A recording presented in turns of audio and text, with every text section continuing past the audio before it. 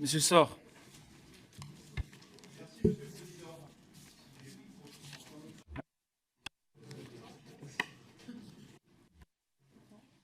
Voilà, merci Monsieur le Président. Mesdames les ministres, Monsieur le rapporteur, mes chers collègues, nous examinons ce soir les crédits de la mission Sport, Jeunesse et Vie associative pour la dernière fois de ce quinquennat et je pense que nous pouvons être fiers de notre bilan. En effet, les crédits alloués pour l'année 2022 et que nous voterons avec grand plaisir augmentent de 18,81%, soit 256 millions d'euros de plus. Nous écoutons Monsieur Sor, s'il vous plaît. Attendez, Monsieur Sor. Il est hors de question que l'on continue dans ces conditions. Nous avons un orateur, nous les comptons toutes et tous, et ceux qui souhaitent échanger, je le comprends, ils sortent. Merci. Monsieur Minot, je peux m'adresser une fois aux uns, une fois aux autres. Je pense que dans la globalité, nous pouvons nous mettre d'accord sur des règles de bienséance, et donc nous écoutons tous Monsieur Sor. Merci Monsieur le Président. À ces crédits s'ajoutent aussi les 270 millions d'euros accordés dans le cadre du plan de relance. Deux secteurs en seront bénéficiaires, celui de la jeunesse et de la vie associative avec la création de postes FONJEP et le renforcement du service civique, et celui des sports pour la rénovation énergétique des équipements, le soutien à la création d'emplois, le dispositif Sésame ou encore la transformation numérique des fédérations sportives. En 5 ans, les crédits alloués à cette mission auront augmenté de 72%. Hors programme 350 concernant les Jeux Olympiques et Paralympiques, ce pourcentage est de 40%. S'il s'élevait à 900 millions d'euros en 2017, les crédits de cette mission représenteront 1,6 milliard d'euros pour 2022.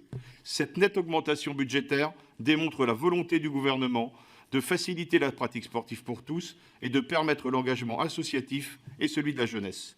C'est pour cela que les moyens supplémentaires alloués à ces programmes poursuivent 3 objectifs. Le premier tend à favoriser l'engagement des jeunes et l'action associative.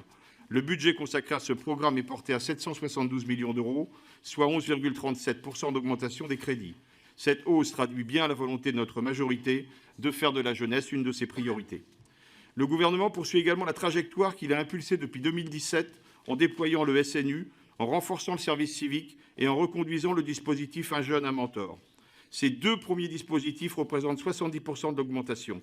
À la fin du quinquennat, pas loin de 70 000 jeunes auront bénéficié du SNU et le nombre annuel de jeunes en service civique sera passé de 120 000 en 2017 à 200 000 en 2022. Quant au dispositif Un jeune, un mentor déployé en 2021, il sera reconduit l'année prochaine avec un financement renouvelé de 27 millions d'euros. Fondé sur le modèle de Un jeune, une solution, il a comme objectif de faire accompagner 200 000 jeunes par un mentor l'année prochaine. Enfin, le F2VA, pour lequel nous avons tous combattu durant 5 années, sera renforcé en 2022 et atteindra 50,6 millions d'euros pour financer nos associations si chères et si précieuses à nos territoires. La mise en place du passeport depuis 2021 témoigne de la volonté du gouvernement de faire de notre pays une nation sportive.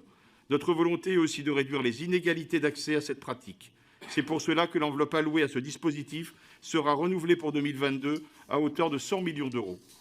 De plus, au-delà de démocratiser la pratique sportive, le passeport est également un soutien fort au tissu associatif sportif qui a fortement été impacté lors de la crise sanitaire et qui aujourd'hui ne demande qu'à reprendre sa mission de promotion et d'insertion par le sport et grâce au sport. Le gouvernement soutient également le sport de haut niveau en reconduisant les missions et les moyens attribués à l'ANS. À l'aube des Jeux Olympiques et Paralympiques de Paris 2024, il est important de conforter le rang de la France parmi les grandes nations sportives et de favoriser l'insertion professionnelle de ces mêmes sportifs de haut niveau. Et pour finir, le 3e objectif de cette mission est d'assurer la bonne préparation des Jeux 2024 et de sécuriser la livraison des ouvrages olympiques. Nous nous réjouissons également des annonces faites jeudi par le Président de la République concernant la création de 5 000 équipements sportifs nouveaux au plus proche des besoins des territoires, partout sur le territoire français.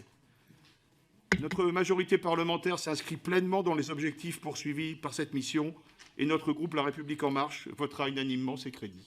Je vous remercie. Merci.